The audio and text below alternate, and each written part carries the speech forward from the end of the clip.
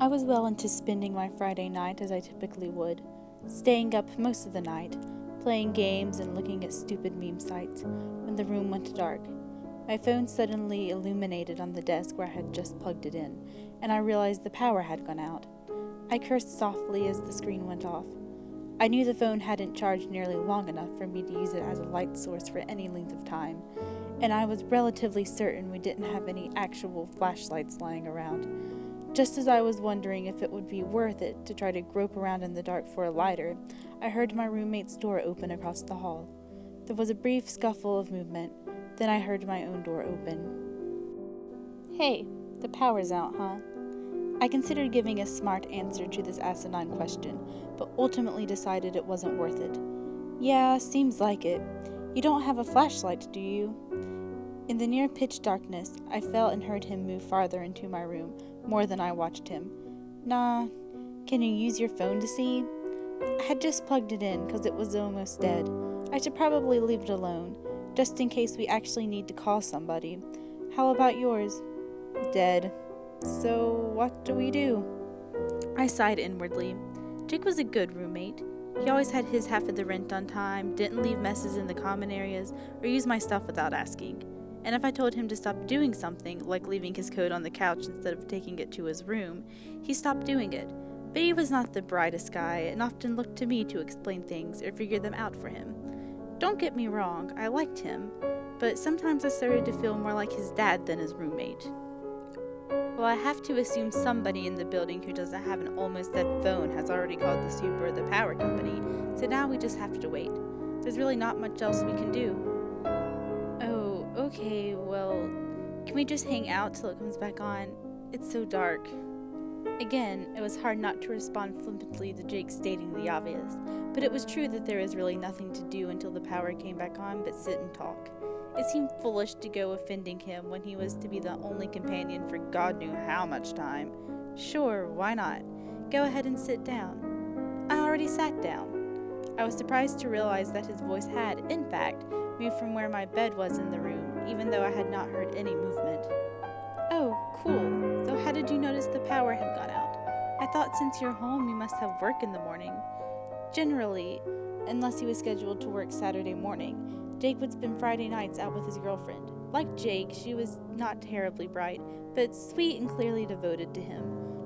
I had dreaded the day he would say the two of them were moving in together, thus meaning I would have to seek out a new roommate.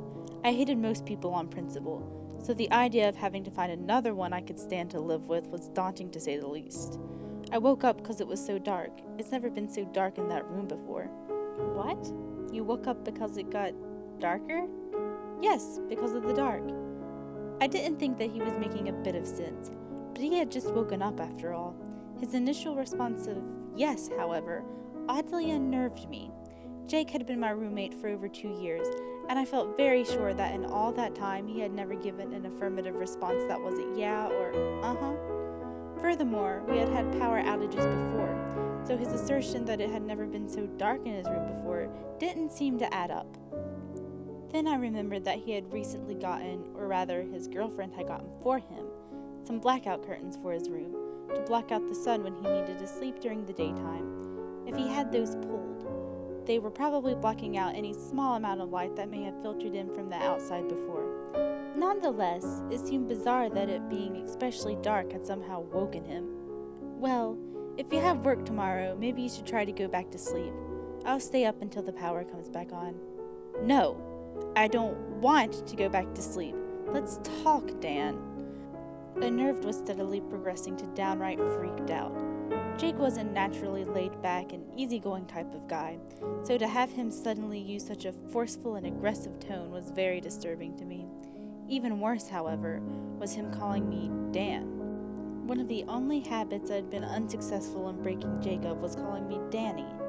Eventually, I had just given up and allowed it. I tried to tell myself that he was probably just tired, and that was the reason for his uncharacteristic behavior. It dawned on me that I'd be much readier to accept that explanation if I could actually see him. As dark as it was in my room, even with the small amount of light coming in from a distant street lamp, I could barely make out his silhouette on the bed, just a dark, vaguely human shape in the darkness. Why are you calling me that, Jake? There was a moment's silence before Jake's voice responded, now in a conciliatory, decidedly more Jake-like tone. That's what you prefer to be called, isn't it? You said so before. I can't fully describe the thrill of horror I felt as I realized that whomever, or whatever, I was speaking to was backpedaling. I was certain now that this was not Jake, and certain that whoever it was knew he had shown his hand a bit, and was now desperately trying to return to acting like Jake. The tone was good, unsure, almost apologetic. That was very much like Jake. The wording, however, was all wrong, and there was another problem. I haven't mentioned that in over a year. Another pause. It was taking all of my willpower not to jump up from my chair. Whether to confront the imposter or run from him, I wasn't sure. I think both the desperate, lingering hope that this was really Jake, as well as a notion that if it wasn't, it was in my best interest to keep playing along, kept me rooted to my seat. Oh, you haven't? Sorry, I guess I'm kind of tired. I can call you Dan, though, if you want. I couldn't take it anymore. This wasn't Jake. I was beyond sure of it now. I jumped up from my seat. Who are you? I had only a second to reconsider the wisdom of choosing confrontation over fleeing, as the imposter answered quickly this time, and in an appropriate tone of alarm. Well, what do you mean? I'm Jake. Tell me who you really are. I'm Jake. It's me, Danny, really. Why don't you believe me? Because I can't see you, and you're not acting like Jake. You aren't Jake. Who are you? I am Jake. I know you can't see me. Hey, wait. You said your phone wasn't quite dead, right? Let the screen come on just long enough to see my face. You'll see it's really me, Danny.